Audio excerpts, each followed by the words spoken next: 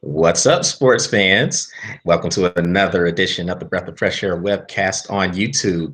I am Charles Taylor, and this one I am writing solo because Patrick Brackett couldn't be on this one, but he will be back soon. Uh, so let's get started on what's been going on. A lot has happened since the last webcast we've done.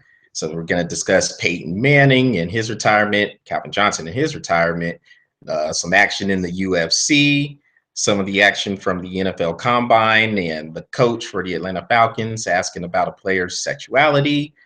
And we have the college basketball stuff going on. And of course, LeBron James. Man, I wish Patrick was on this one. But let's start with Peyton Manning. So, of course, he retired back on Monday. And I don't think anybody is surprised by that retirement. I think we all knew he was going to retire, especially after winning the Super Bowl a month ago. So, as far as his career goes, I think he's pretty much a first ballot Hall of Famer. He's a five-time MVP. He's won two Super Bowls. The funny thing is there are people out there, such as Pittsburgh Steelers running back D'Angelo Williams, throwing shade toward him, talking about the season he had last year.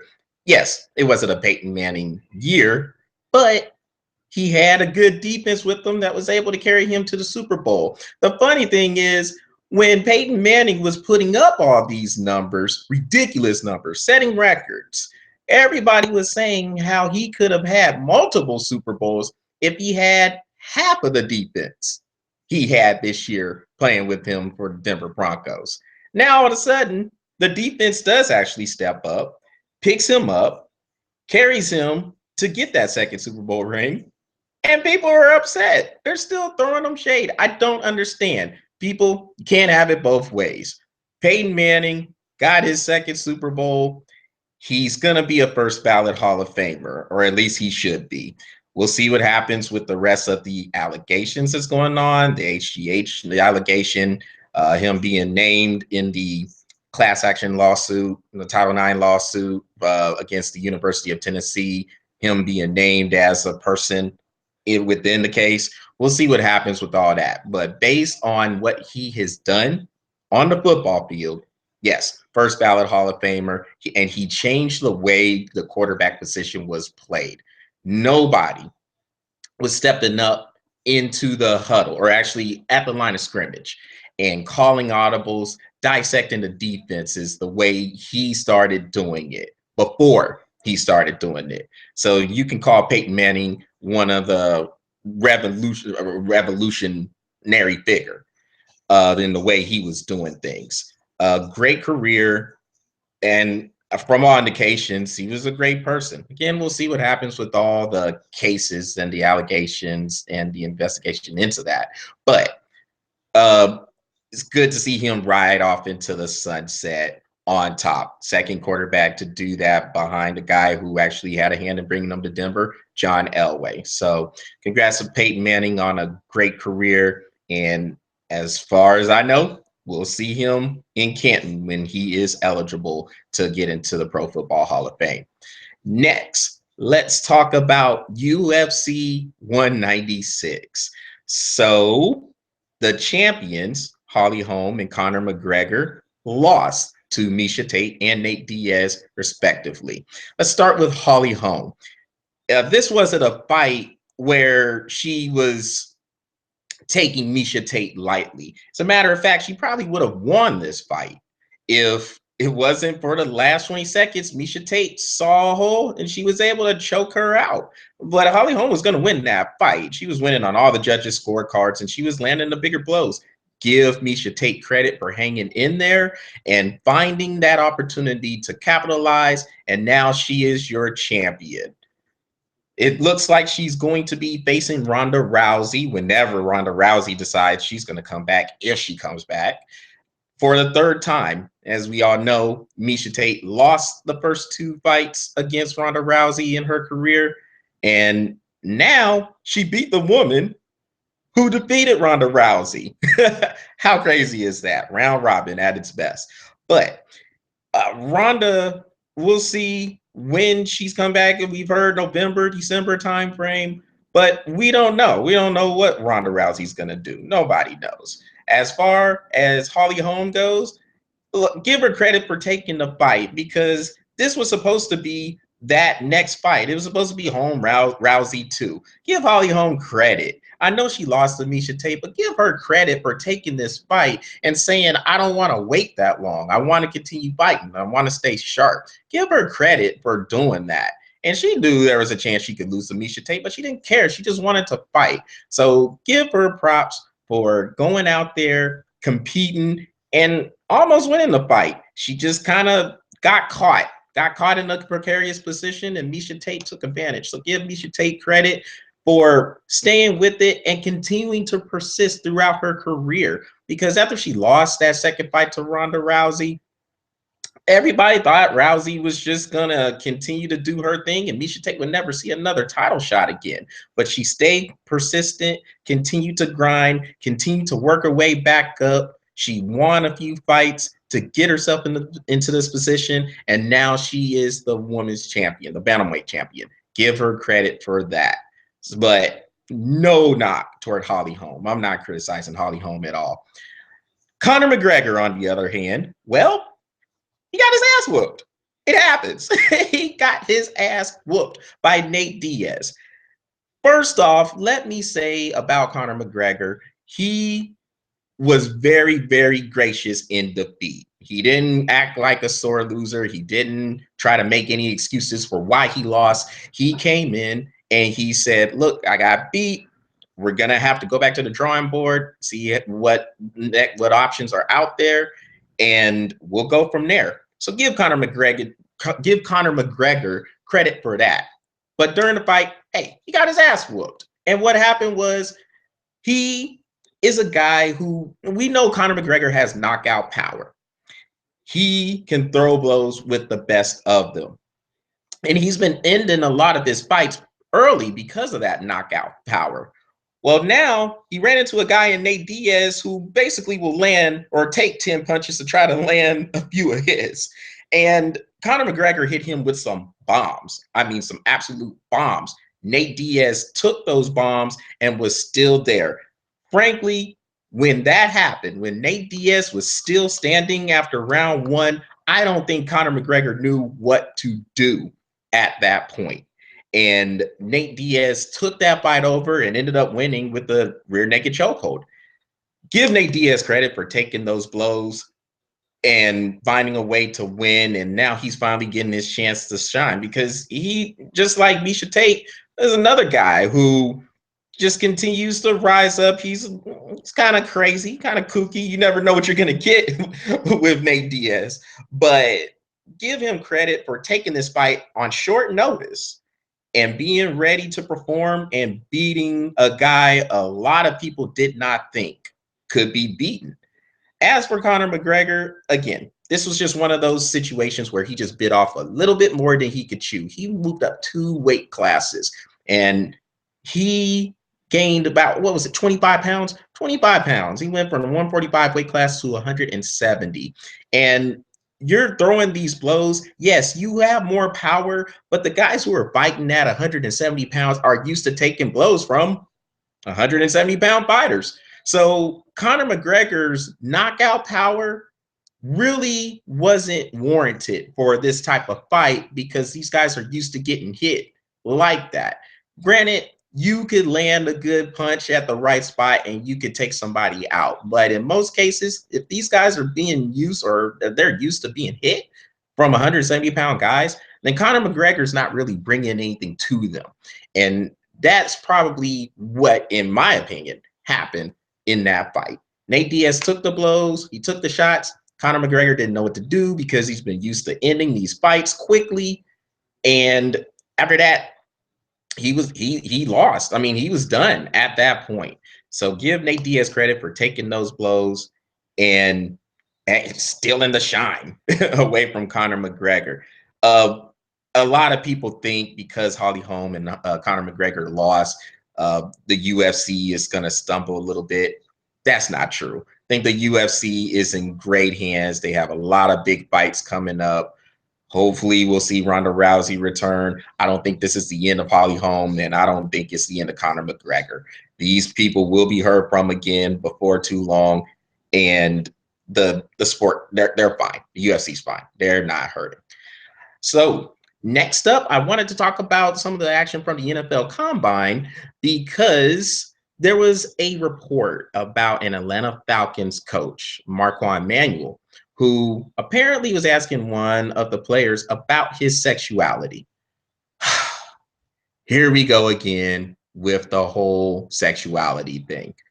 Who cares? Who gives a damn what a person's sexuality is? The only questions you should be asking is, can these guys play the game? What relates to the game? How do they think their talent can translate at the NFL level? These are the type of questions you're supposed to be asking.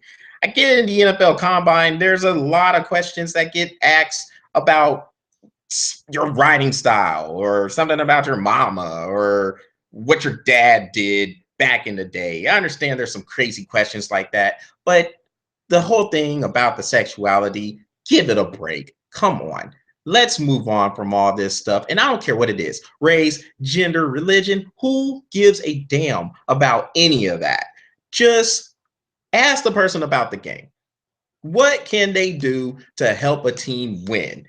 If they can help you win the game, what else is the problem? Who cares? Who cares about all this other miscellaneous stuff? The more things change, the more things stay the same. Just when you think we're making steps forward on things, we take 2 steps back with some crap like this. Let's move on from all this stuff. Apparently, they have handled the stuff internally with the Atlanta Falcons. I guess the head coach, Dan Quinn, was obviously upset about this, and they had talked to Marquand Manuel about the questions he was asking. The NFL is still investigating the matter. I don't know what else they got to do with the investigation, but they're still investigating the matter. Can we just move on from all this other miscellaneous stuff? Can you play football? Can you help me win the game? And if we take you with this draft choice, what the expectations are. That's all that should really be worried about at the NFL Combine. And you know what? Honestly, the NFL Combine is an overrated thing to me anyway. Everybody's so enamored with the 40-yard dash time, how much a person can bench press, how much a person or how fast a person can run in the shuttle run, what their vertical jump is. Yes, these are all great measurements. I get it. But you wanted to take a look at these people because of what they did on the football field during games. So all that other stuff really shouldn't matter. It really should be just a bonus to what they were doing on the field. It's crazy how these players get penalized if a 40 time isn't what they thought, or how a shuttle run isn't as fastly ran as they thought. It's crazy how that just kind of starts to work against them. And then the character issues.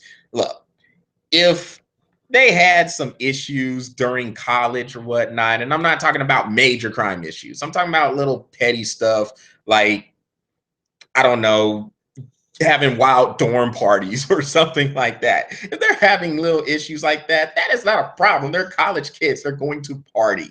I just think the NFL Combine is one of the most overrated and overhyped things there is. Great, they can run fast. That's cool. But how does that translate into football speed? If they can't make the cuts to get open, if they can't cover anybody on the field, then they can have all the speed in the world. They're still getting their asses kicked. It doesn't matter. So the NFL Combine, supremely overrated.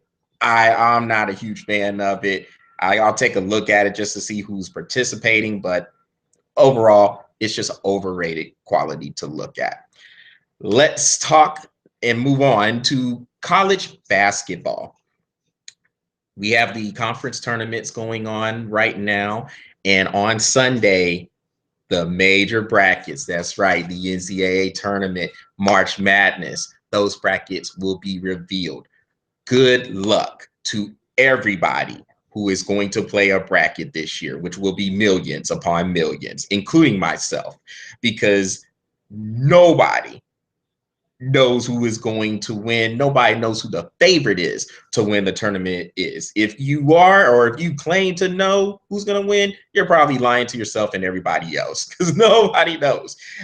20 teams can win this. I think 20 teams to me are capable of getting hot and winning this tournament.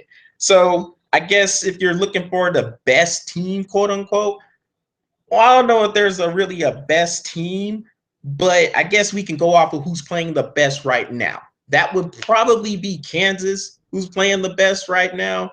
They're the #1 team in the nation. We'll see how they do in this rough and rugged Big 12 tournament coming up in Kansas City. North Carolina, a lot of people think they're the most talented team out there. They are the #1 seed in the ACC for their tournament going on in Washington, D.C. So we'll see how they perform. But Virginia, Duke, Miami, even those teams can get hot and win that tournament. You have teams like Michigan State. They're peaking at the right time. They've gotten hot at the right moment. And I think they're sitting at the #2 seed in the Big Ten behind a surprising Indiana squad, who is your #1 seed in the Big Ten. That conference will be very interesting to watch as that tournament starts their play tonight, going on through Sunday.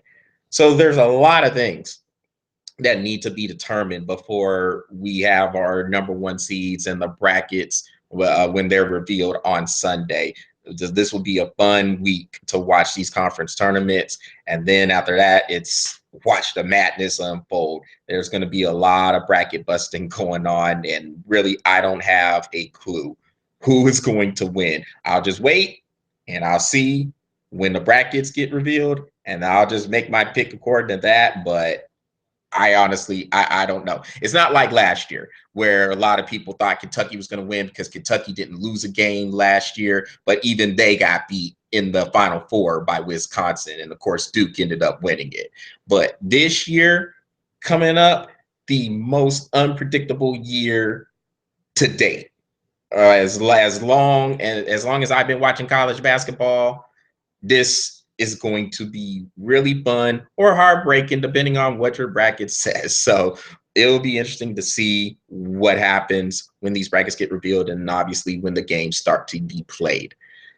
Last but not least, man, where's Patrick at when you need him? We get to talk about LeBron James and the stuff he's been doing ever since last week. Let's start with the days off between Monday and Friday, between games. He goes down to Miami. He works out.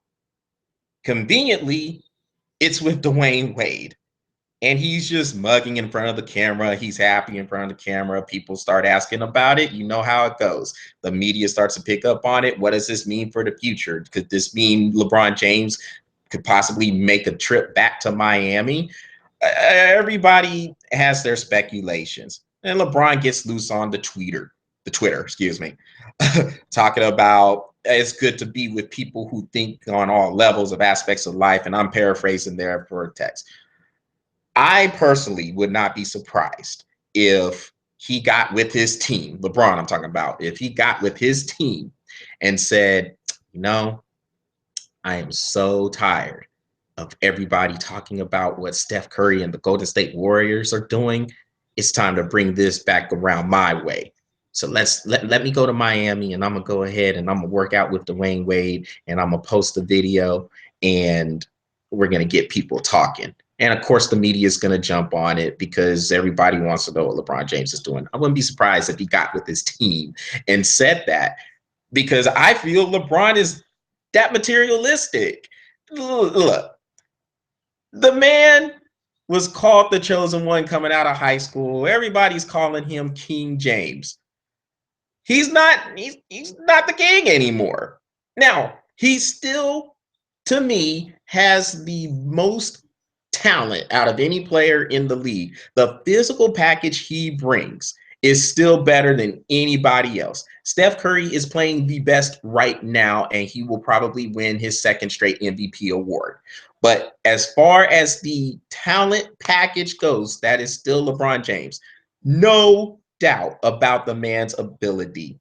But when you do stuff like this and then you get upset when people ask you about it, what do you expect, dude? This is getting ridiculous. It's crazy. And then it gets better. So then they come back, they play on Friday night, have a good win over the Washington Wizards. Saturday night, they have a good win over the Boston Celtics. And then comes Monday, they lost to a Memphis Grizzlies team at home, a Memphis Grizzlies team that didn't have four starters. Four starters. Cleveland had all their people, and they got beat. This is the most fractured 44-18 team I have ever seen. The team they're falling apart at the seams. We all know with David Blatt getting fired, this stuff was supposed to get better with Tyronn Lue taking over. They're 14-7 with him, and they actually have a lower winning percentage than they did when David Blatt was coach. They're trying to put in this new system of the guys running up and down the court, trying to be more involved in the transition of the offense, trying to get more fast break points. That's what I did to say before the pause. But they're trying to do all this new stuff in the middle of the season. It's not really working out. And everybody talks about how good Cleveland is and how they should walk away with the East. And they probably should be the team who does come out of the East and represent them in the NBA Finals come June. But it's not really because they're just so much better than everybody else. I think that they're just going to win by default. These other teams, do you trust Toronto? Do you trust Boston? Do you trust Chicago to come up and rise up and beat Cleveland? I mean, they can. It's there. The Eastern Conference is there for the taking if one of these teams can step up. We just don't think, or at least most of us don't think they're going to step up and do it. But this Cleveland team is ripe for the taking. They are breaking apart. LeBron James, his leadership skills, honestly, they're pretty crappy. If you have a problem with players, because he's sending all these cryptic tweets, if you want to call them quick cryptic tweets, I call them stupid tweets. But if you want to come and tweet about your teammates having to sacrifice and do all this other stuff, why don't you talk to them privately? You can do that in private. Why would you bring that to Twitter? And then when people ask you about it, you want to say, hey, nothing here, nothing going on over here. I don't know why you're asking me about it. Are you kidding me? Why bring that up on Twitter? If you have a problem with your teammates, if you think you need to talk to them to try to get on the same page to where you guys can make a run toward the title, do that privately. And this isn't the first time LeBron James has done this. I'm going to go ahead and say this right now. All bets are off. I do not know if LeBron is going to return to Cleveland next year. Things are just way too fractured in my eyes right now. I don't know if he's going to come back to Cleveland, and I wouldn't be surprised if he left. I wouldn't be surprised if he went to Miami, back to Miami. I wouldn't even be surprised if he went to New York to play with his boy Carmelo Anthony. There's no telling what LeBron James is going to do, but we do know this. He's going to continue to sign pretty much year contracts, not the 2-year deal with the option for the second year. In essence, a 1-year contract. It's all about leverage with LeBron. It's all about having control. That's what he's been about. That's what he's always been about, at least going back to the first time he left Cleveland, or the time he left Cleveland back in 2010. So all bets are off depending on where he goes, or all bets are off on where he's going to go if he's going to stay in Cleveland. If he did leave Cleveland, I really don't know if those other players, if Kyrie Irving and Kevin Love end up staying and all the other guys who are on the team, I really don't know if they would be that upset if LeBron left because of all the drama that comes with LeBron. I think there would be a load off their shoulders if LeBron left. It's ridiculous. I mean, there's just too much drama going on with LeBron, his team, him wanting this, him wanting that. The management's coming over here talking about LeBron didn't have anything to do with David Blatt getting fired. Yeah, right. Yes, he did. It's ridiculous. And the act is getting old. It's getting childish. And it's really starting to look like that first year in Miami where he was trying to have all this power and things weren't working out. And then LeBron just wilted under the spotlight. Well, now everything is on you, LeBron. The coach is gone. The coach got changed. A whole bunch of players got brought in from last year to make the team better around you. This is all on you, LeBron. If you can't do it, if you don't deliver, what are you going to do? Are you going to run away from Cleveland because the pressure got too much? Well, we'll see. But if he does run away, I'm done. Done with LeBron. Not really trying to hear about what he's doing. It's just a bad look. Well, on that note, that will conclude this edition of the Breath of Fresh Air webcast.